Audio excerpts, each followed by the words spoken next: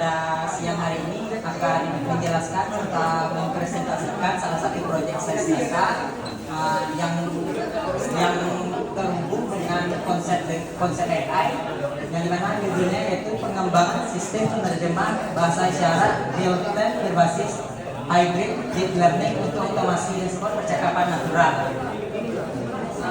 Jadi sistem penerjemah bahasa isyarat ini memiliki 6 tahapan. Yang pertama yaitu business understanding, yang di sini berfokusnya pada pemahaman masalahnya, di mana memahami masalah pada guna bicara yang kesenjang komunikasi antara pengguna bahasa isyarat dan masyarakat pada umumnya. Terus data understanding, di tahap ini melibatkan pengumpulan data video gerakan tangan menggunakan kamera atau webcam. Terus selanjutnya adalah tahap dari data preparation atau persiapan data, yang dimana tahap ini meliputi pengisian data seperti normalisasi data dan inference terhadap posisi kamera. Terus ada modeling. Di tahap ini modeling ini menggunakan dua algoritma, yaitu CNN dan BSTM. CNN dan BSTM ini adalah algoritma matematis atau langkah-langkah dari matematika yang dihubungkan ke dalam program. Lalu adalah evaluasi model. Evaluasi model ini adalah mengevaluasi serta memastikan bahwa sistem yang telah dibuat ini benar-benar dapat digunakan. Terus ada deployment. Deployment ini adalah langsung mengimplementasikan hasil dari sistem itu. Mungkin agak lebih jelasnya, mungkin saya bisa mendemokan langsung bagaimana sistemnya itu.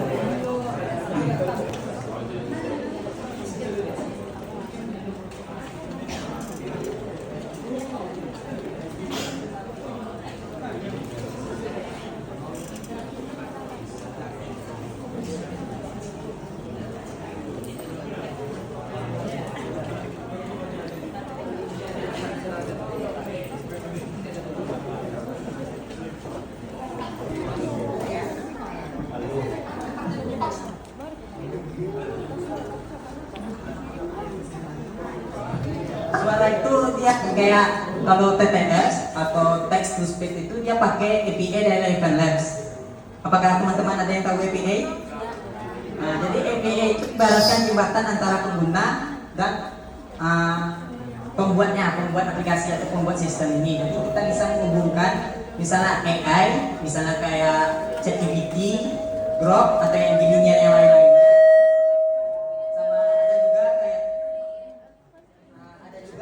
Dari mungkin teman-teman juga tahu kayak teks yang suara-suara di IG, misalnya kayak ada suara AI itu kan kayak gitu bahasanya.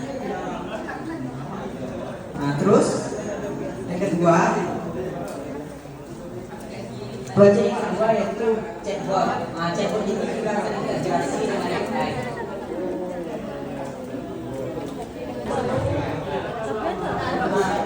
Jadi chatbot ini dikhususkan untuk belajar gitu. Jadi saya menggunakan yang kayak tadi API dari Grok. Sebenarnya banyak lagi API dari Gemini, Grok, ChatGPT. Tapi saya memilih Grok karena dia komputasinya lebih ringan. Di sini saya hubungkan ke chatbot saya. Jadi semuanya bisa, apapun ditanyakan di sini bisa. Tapi saya batasi di sini hanya materi yang akan bisa dijelaskan itu oleh AI saya buat ini, itu tentang artificial intelligence, machine learning dan data science. Saya hanya membatasi sampai di situ, serta matematika, maka yang saya batasi. Tapi kalau di luar konteks itu, maka AI yang saya buat ini nggak akan menjawabnya, malah sebaliknya dia akan bilang itu di luar konteksnya. Sebagai contohnya, misalnya materi di sini, kita bisa mendapatkan langsung materinya, misal apapun di sini, misalnya materi tentang data science, maka tinggal klik aja, maka dia akan menampilkan ringkasan dari materi itu serta diberikannya langsung link dari materinya. Tapi kalau kalian ingin nanya-nanya tentang data science atau yang lain, misalnya apa itu AI,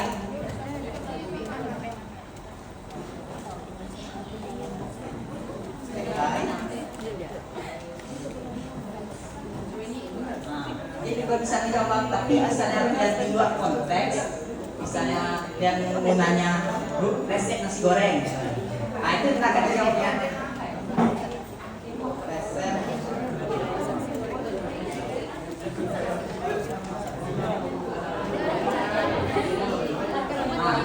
Dia akan menjawab, maaf pertanyaan ini di luar konteks atasan. Jadi chatbot ini hanya mengenai segmentasi wilayah berdasarkan indeks ketahanan pangan di Pulau Sumatera menggunakan algoritma SOM untuk perumusan kebijakan pangan daerah. Nah, pernah nggak sih teman-teman berpikiran kenapa ada daerah yang pangannya melimpah, tapi ada juga daerah yang masih kesulitan memenuhi kebutuhan pangannya? Pernah nggak? Nah, dari pertanyaan sederhana itu, kakak membuat proyek ini tentang ketahanan pangan di Pulau Sumatera. Ketahanan pangan itu bukan cuma soal berapa banyak padi yang dipanen, tapi juga berkaitan dengan kemiskinan, pendidikan, kesehatan, dan ekonomi masyarakatnya. Jadi, walaupun satu daerah itu panennya besar, belum tentu masyarakatnya itu sejahtera. Di proyek ini, kakak menggunakan data resmi dari BPS dan Badan Pangan Nasional untuk tahun 2024. Dengan datanya itu akan kesamaan karakteristiknya. Ibaratnya tuh gini, misalnya ada teman-teman yang suka badminton, berarti itu nanti teman-teman bakalan masuk ke ekskul badminton kan? Nggak mungkin ke basket, gitu aja. Jadi ibaratnya. Nah, hasilnya tuh di sini didapat. Perkenalkan, nama kakak Aisyah Fadli. Di sini kakak akan mempresentasikan hasil proyek dari sains data, yaitu mata kuliah salah satu mata kuliah yang wajib diambil di program studi sains data. Di sini kakak mengambil yaitu prediksi curah hujan harian menggunakan komposisional LSTM atau LSTM di Kota Padang, di mana data yang kakak ambil yaitu di bagian pesisir Kota Padang.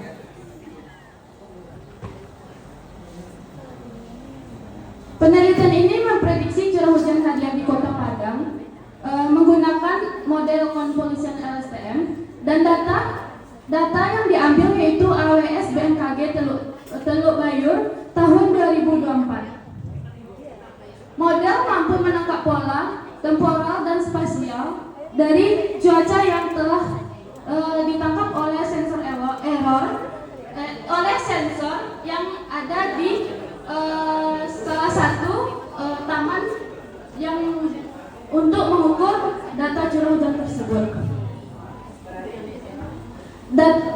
Di sini data dan variabel yaitu sumber data diambil yaitu data AWS BMKG, yaitu variabelnya terdapat suhu kelembapan, tekanan udara, kecepatan angin, dan curah hujan. Di sini kita menggunakan 6 tahap KRIS-PDM, di mana KRIS-PDM ini yaitu sebagai alur dari. Assalamualaikum warahmatullahi wabarakatuh.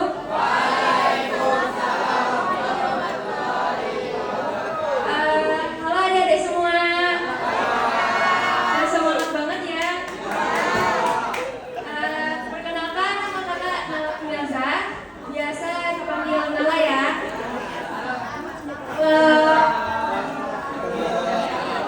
Jadi kali ini kakak akan mempresentasikan proyek kakak dalam mata kuliah Business Intelligence. Kalian tahu nggak apa itu mata kuliah Business Intelligence?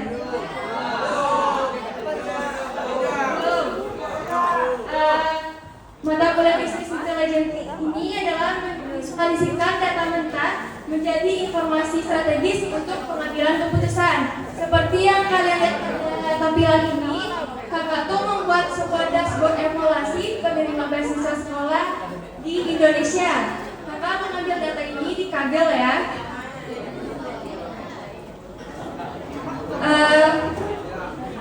Jadi apa sih guna dashboard ini untuk ke sekolah?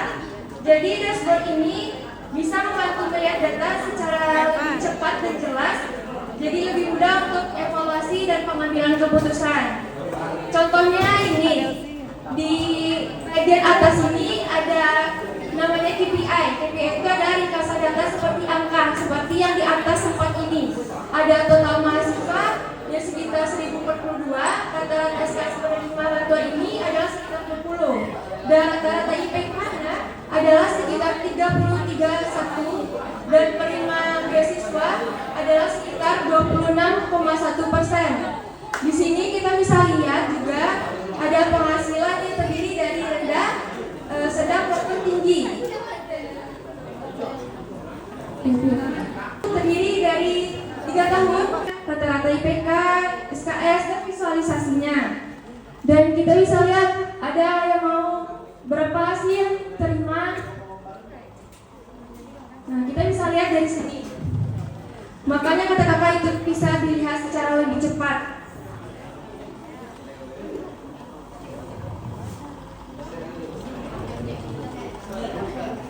Ada penerapan dari 1042 siswa ya. Jadi gitu. Paham? Paham.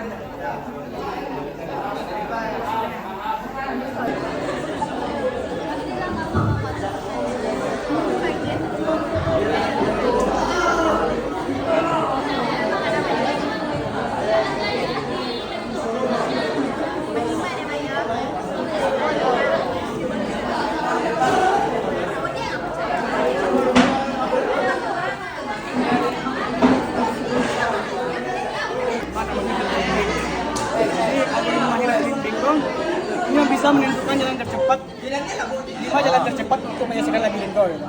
Contohnya, kita membandingkan dua macam algoritma ya. Nah, jadi ini akan mencari jalan tercepat atau rute tercepat menuju tempat menyelesaikan labirinto. Jadi contoh hill climbing juga bisa mereka pakai untuk misalkan mereka itu membangun butik. Ya yang ada di Luar Sumatera.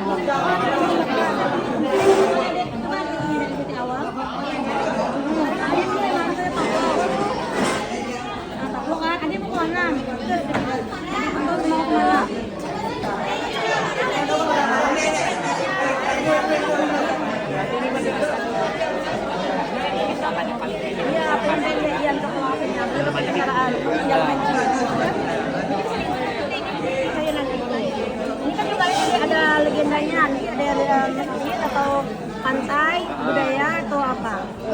Pancang doang.